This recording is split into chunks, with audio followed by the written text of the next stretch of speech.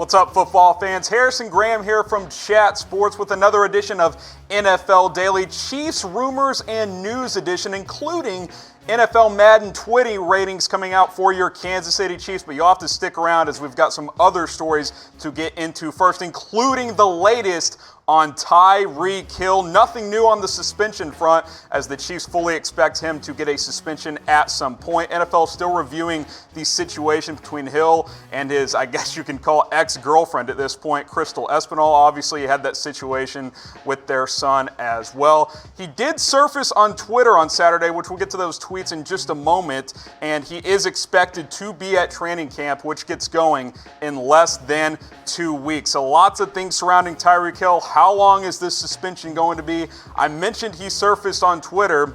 Billy Quach Films, former Chiefs team employee, does some video work. He tweeted out a video. You can go watch the video on Twitter. It said, "Throwing is not for everybody. Thank goodness the Chiefs have Patrick Mahomes." It's a video of Tyreek Hill attempting to throw a slant route to his teammate Garrett Dieter. Dieter responded with the laughing emojis. Then Tyreek Hill, who has not tweeted in over 4 months, tweeted, "Your route was so bad, bro."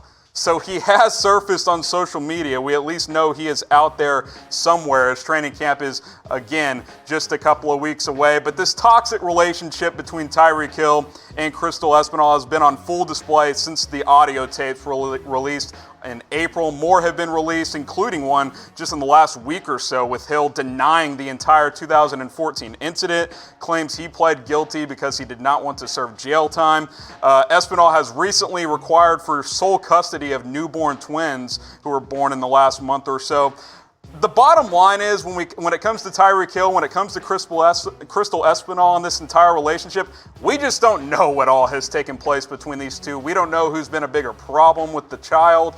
All I know is there's a lot of issues between these two. Look, this is what the Chiefs are losing if they do not have Tyreek Hill. Major season last year, almost 1,500 yards. We know he's a home run hitter, 12 touchdowns. He's been a staple in this Chiefs offense since he has entered the NFL and is a perfect fit next to quarterback Patrick Mahomes. And without him, this wide receiver group is just not the same. Look, Sammy Watkins had a good offseason, according to all reports, but we all know he will go down at some point in the season. Demarcus Robinson's going to be expected to take another step, and of course, they drafted Mecole Hardman. Byron Pringle had a good offseason. We'll see how this wide receiver core ends up breaking forward when they go to the 53-man roster, but Tyreek Hill is a key part of this football team, and the Chiefs are waiting patiently to see what this suspension might look like, to see what their next step is moving forward.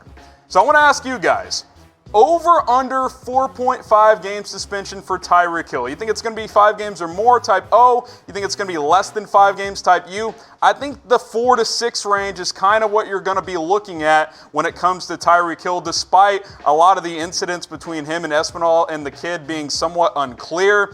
But some of the stuff on those audio tapes released around the NFL draft, Tyreek Hill simply can't run from. So I fully expect him to get at least a 4-game suspension. Moving on to Chris Jones, who has not participated in any of the offseason workouts. With training camp just a couple of weeks away, report is nothing new on the contract front. The main holdup appears to be guaranteed money. The Chiefs aren't offering the guaranteed number he wants to see. He wants to get a number similar to what Frank Clark got, and I think that's fair. Clark got got $65 million. Jones wants a 5-year, $100 million-ish contract with 60 or 70 of that guaranteed, and the production will tell you why. I mean, look at what he did last year. 15.5 sacks, almost 20 tackles for loss. The guy is a game breaker, and if you compare him to Frank Clark, who just got that massive contract from the Chiefs despite not playing it down for Kansas City yet, the production is very similar and in some cases favors Jones. He had a couple more sacks last year. The quarterback's hit had a couple more. The tackle for loss really stands out. He's more effective in the run game than Frank Clark was. So again, nothing new between Chris Jones and the Chiefs. He does have to report by August 6th to get credit for this season, to be a free agent next year. So I fully expect him to be at training camp by August 6th, but nothing new on the contract status between Jones and the Chiefs. They don't want to negotiate until he reports to the team. Look, if he's not a part of this defensive line, you're talking about one of the best fronts in the NFL. You got Clark and Jones. Derek Nottie likely expected to take another step. They traded or you've got Alex Okafor. They brought in Emmanuel Ogbah as well. I'm excited to see what Kalen Saunders does as a rookie, the rookie out of Western Illinois. Breland Speaks should be better suited in this 4-3 defense. So you've got a lot of depth. You've got a lot of star power on that defensive line. Chris Jones is expected to be a major part of that. So will he get an extension before week 1? Type Y for yes, type N for no. I'm going to lean no. At this point, I don't think he's going to get that extension before week 1. I hope he does. Chiefs Kingdom obviously hopes he does, but Kansas City, they got to pay Patrick Mahomes at some point down the line. They got to figure out what's going to happen with Tyreek Hill and if they are going to pay him a contract. So I think at this point, the safe bet is that he will not receive a contract extension before week 1. Could Kansas City add Michael Crabtree? Gil Brandt floated this out there when he was discussing the best available free agent still out there on the market. He predicted that the Chiefs will sign Crabtree. Look, obviously not the player he once was. Still a productive guy, had over 600 yards last year. Look, there's better options. He's not the speed type of player that a Tyreek Hill is, but he can come in and catch some balls for you. And with Tyreek Hill's status, there's worse options out there. You look at his last 4 years, the decline is evident. The last couple of years hadn't been nearly as productive, but last year you have to take it with a grain of salt too. That was primarily with Lamar Jackson, a run-heavy based offense. The 3 prior years, over 8 touchdowns. So he's still a productive player in this league. I wouldn't hate this for the Chiefs. You look at the wide receiver depth chart, you plug him in there, he battles with Demarcus Robinson as that number 2 outside guy until Tyreek Hill comes back. So I think he's a good enough player still in today's NFL. Obviously doesn't have the speed, has good hands though. I think he could give you some production in the red zone. But I want to ask you guys, should the Chiefs sign Michael Crabtree? Type 1 for yes, type N for no. I wouldn't hate to see it. I would lean yes here. I think the Chiefs will likely wait for the NFL to make a decision on Tyreek Hill, but I'm going to say yes. Feel free to comment below in the comment section on Michael Crabtree. All right, let's have some fun. Patrick Mahomes has been having fun all offseason. He was at the Final Four with Texas Tech. He was on Jimmy Kimmel recently. Just over the weekend, he was at Arrowhead Stadium, and he threw a ball out of the stadium.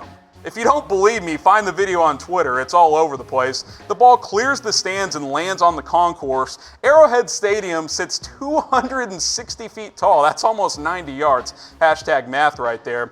Adam Sheehan of NFL.com in a recent article as well said, Mahomes is the greatest show in sports. Guys, this guy has ridiculous arm talent. He's fun to watch. He's going to be exciting as hell to play with on Madden, which we'll get to his Madden rating in just a moment here. This made me think of what the best entertainment in sports today is. Watching Patrick Mahomes play quarterback is number 1 for me. Look, the plays he can make when he's running out of the pocket, broken plays, throwing balls left-handed, he's doing all kinds of stuff, so I've got him number 1. Tiger Woods in a major championship, if he's in contention, is still one of the best, most entertaining things in sports. I don't care what anybody says. If he is in contention on Sunday in a major, it's very entertaining. Everybody is watching. And LeBron James, look, I know last year it didn't work out for the Lakers, but they got Anthony Davis now. He's still the best entertainment in the NBA. So for my liking, those are the top 3 entertainment guys. You can tweet at me on Twitter, at Harrison1033, to tweet me your best entertainers, or you can comment in the section below. Who is the best entertainer in sports right now? I'm not talking about all time. That would be too tough of a list to put together and to choose from. What is the best entertainment in sports? Who is the best entertainment in sports right now? I want to hear you guys, or I want to read your guys' comments down below. Speaking of Patrick Mahomes, was he snubbed on Madden 20? He is the cover athlete overall, and he gets a 97 overall rating. Only 4 players got 99 overall. He is tied with Tom Brady as the highest rated quarterback, so I can't really argue with that. But come on, he's the cover athlete. You can't give him the highest rate or tied for the highest rating in the game. He just had a historic MVP season. These are the only 4 guys who got that 99 overall rating. Aaron Donald, well-deserved. DeAndre Hopkins, obviously. Khalil Mack, Bobby Wagner. But the thing with Hopkins specifically, a lot would argue he's not even the best receiver in the NFL. For me, he's the number 1 guy, but Antonio Brown, there's plenty of guys, Julio Jones, plenty of guys who could have made that argument. So I think Mahomes belonged in this club. He did not get it, though. As for the rest of the Chiefs, here are the top 5 rated Chiefs on offense on this year's Madden game. Mahomes, again, gets that 97 overall. Travis Kelce, also the highest rated tight end at 96 overall. That's well-deserved. Tyreek Hill at 94 overall, including 99 speed. I think he's the only player with 99 speed on the game. I'd have to double-check that. Mitchell Schwartz, highest-rated right tackle at 93 overall. And then Sammy Watkins down there at an 82 overall. Obviously, the defense isn't going to be as highly rated as that potent Chiefs offense. Chris Jones, highest-rated guy. That's why you got to get him an extension. 89 overall. Kendall Fuller, Tyrann Mathieu in the secondary. They're coming in at 87 overall. Frank Clark coming off the edge. A little low, 83 overall. I thought he'd be 85, 86, 87 range, but he comes in at 83. And then Anthony Hitchens, this linebacking core, 77 overall. So those are your top 5 highest rated defensive players. So speaking of Madden, it's coming out pretty soon. What's your all-time favorite video game? For me, it's the NCAA football games back in the day. Look, 14 was the last one that came out. EA Sports has got to bring this thing back. I think it would be a huge hit. They got to figure that thing out. That's my all-time favorite game. A couple of others. I'm a big 2K guy. I played some Pokemon as a kid. Brett's probably going to laugh at me for that one. Jimmy giving me a thumbs up back there. But want to ask you guys, #nerd. What's your all-time favorite video game? I want to hear in the comments below, and I'll see you guys next time.